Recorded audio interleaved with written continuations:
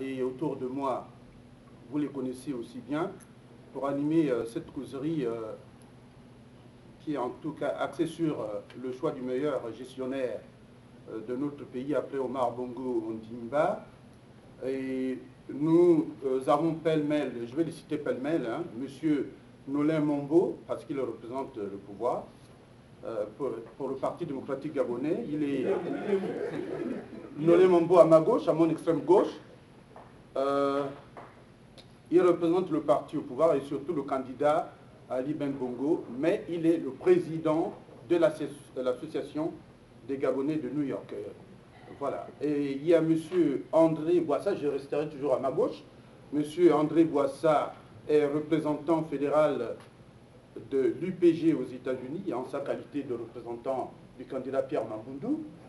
Et puis, bien sûr, toujours dans le cadre de l'opposition, je souhaiterais celui qui est juste à mes côtés, bon, je ne sais pas si d'ailleurs M. Casimir Oyemba est de l'opposition ou de la majorité. Bon, nous reviendrons là-dessus, mais simplement je préfère sauter dans l'opposition déclarée pour annoncer M. Miboto. Lui, c'est Cédric, à la différence de son père qui est Zachary Miboto.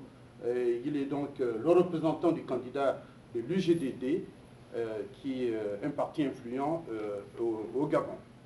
Et puis, pour défendre la candidature de M. Casimir Oyemba, là je reviens à vous, M. Yannick, M. Casimir Oyemba est l'un des dissidents du Parti démocratique gabonais et ancien Premier ministre, pour ceux qui se souviennent de la conférence nationale des années 90. Et M. Yannick Ebibié est un analyste d'affaires, si vous permettez que je vous présente, parce que vous avez été le seul à me donner votre biographie élégamment présentée. Donc je me ferai le plaisir, n'est-ce pas, de partager votre biographie pour que les gens connaissent qui vous êtes. Vous permettez que je prenne quelques minutes pour lui. Alors, M. Yannick Ebibié est un analyste d'affaires travaillant pour la Philadelphia Commercial Development Corporation. C'est une agence quasi-gouvernementale spécialisée dans le conseil en développement économique pour le compte de la mairie de Philadelphie, Philadelphie qui est la première capitale des États-Unis avant Washington DC. Et Yannick Ebibié est en charge du département d'analyse économique et d'assistance technique aux petites et moyennes entreprises. Vous voyez bien que nous avons des grandes oreilles pour écouter cela parce que c'est ça qui nous manque au pays. Et il participe à ce débat en tant que coordinateur aux États-Unis du mouvement des jeunes casimiriens. Alors, on se permettrait de dire, est-ce que casimérien c'est mieux qu'oyembalien? Il anime depuis 2 ans un blog d'échange en ligne pour les jeunes sur l'actualité au Gabon et dans le monde. Bon, si vous voulez avoir ces coordonnées, pour ceux qui ne les ont pas, c'est www.memetoimeme.com. C'est ça? Voilà, .com en français, qui compte à ce jour plus de 120 membres à travers la planète. Yannick Ebibié est actif dans la communauté africaine de Philadelphie en tant que webmaster et co-chair du comité Business and Trade de la commission municipale pour les affaires africaines et caraïbéenne établie par le maire de Philadelphie depuis l'été 2004. Eh bien, Yannick Ebibié détient un bachelor en Business Administration, en gestion et création d'entreprises de la prestigieuse Fox School of Business at Temple University depuis mai 2007. Il a aussi obtenu un Master 1, je peux dire ça comme ça, Master 1 du Centre franco-américain du management, CFAM, à Lyon, et vous qui avez été en France, vous connaissez un peu ce que c'est, et c'était la même année. Il est le récipient de nombreux prix en développement, de plans d'affaires, et il a une certification en gestion d'ONG du Nether Community Institute de l'Université de Pennsylvania. Donc, il est marié à sa tendre épouse, Audrey, qu'il aime beaucoup et qu'il présente souvent. Et pour le moment, ils n'ont pas encore d'enfant, mais ils le souhaitent vivement. Voilà. Ouais, c'est... Sommet. Et vous savez, souvent, comme nous sommes tous des Bantous dans cette chambre, on présente les meilleurs viennent toujours après les plus jeunes, n'est-ce pas? Et non de moindre, on va présenter le docteur Mengara. Et ça, je me permettrai de... Le docteur Daniel Mengara, qui n'est pas beaucoup à présenter. Moi, je me fais l'honneur, le plaisir de le rencontrer pour la première fois aussi. Je partage, M. Mengara, certaines de vos opinions et d'autres peut-être pas aussi. Vous voyez, en tant que citoyen libre, j'ai personnellement approché vos idées et parfois aussi réfuté. Vous voyez. Mais ce qui est important aujourd'hui, si vous pouvez... je peux sauter sur l'occasion pour dire ceci, que M. Mengara a le privilège, n'est-ce pas, par rapport à tous qui sont dans la salle, d'avoir été à Libreville, parce qu'il était lui-même candidat, et il a été, si vous permettez l'expression Dr Mengara, je suis journaliste, donc il a été évincé de la course à la présidentielle.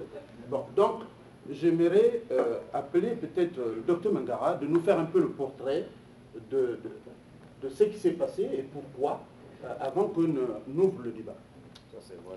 Pourquoi le docteur Mengara n'a-t-il pas, parce que c'est quand même un peu l'espoir, si vous voulez, de la diaspora. Nous voyons tous que quand on est dans la diaspora, on a cette chance-là d'être représenté pour la première fois. Il s'en va là-bas. Je crois qu'il y a aussi M. Oyama.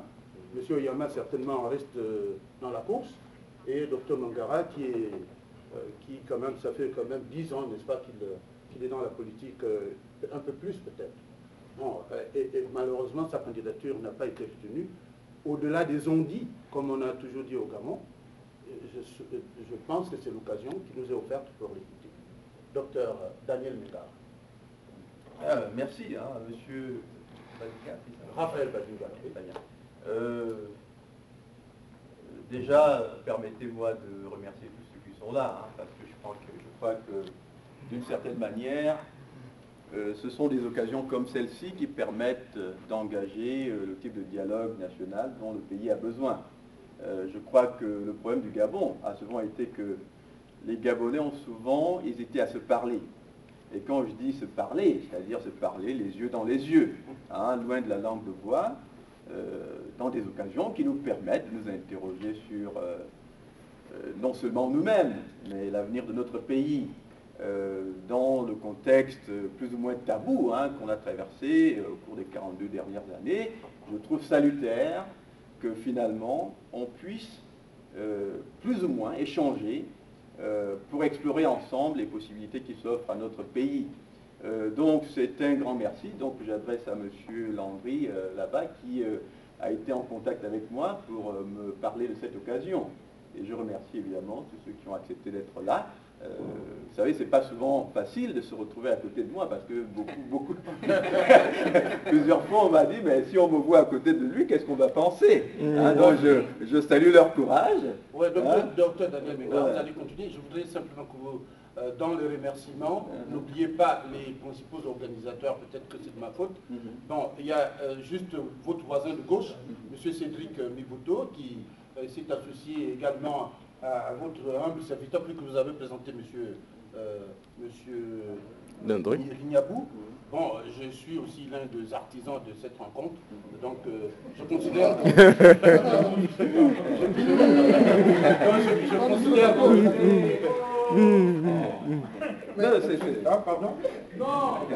Non, c'est bien, c'est-à-dire que je ne sais pas, on va dire les détails, voilà, mais c'est lui qui m'a invité, voilà, et c'est pour ça que c'est le seul que je... C'est le comité d'organisation qui vous a invité. Mais je vous remercie, voilà, c'est une bonne chose, voilà. En tout cas, excusez-moi de marcher sur votre langue. Voilà. Alors donc, pour en venir à votre question, elle est en fait assez facile. Ma situation particulière est que beaucoup d'entre vous savent déjà que je n'avais pas le droit de rentrer au Gabon jusqu'à très récemment. ce n'est que le 10 juillet que j'ai obtenu de l'ambassade du Gabon, donc une sorte de document, enfin un tampon dans une page spéciale de mon passeport, puisqu'en fait, le jour où je suis allé à l'ambassade, il n'avait pas de formulaire de tenant lieu de passeport. Bon, voilà, donc on m'a mis ça sur une page spéciale, et ça m'a permis finalement, à partir du 10 juillet, de considérer la possibilité d'aller au Gabon. Évidemment, jusqu'au 10 juillet, vous-même vous le savez, on attendait impatiemment que soit publié le calendrier électoral. Calendrier qui n'est jamais venu et qui finalement, 5 jours plus tard, a été publié, c'est-à-dire à peu près, je crois, le 15 juillet.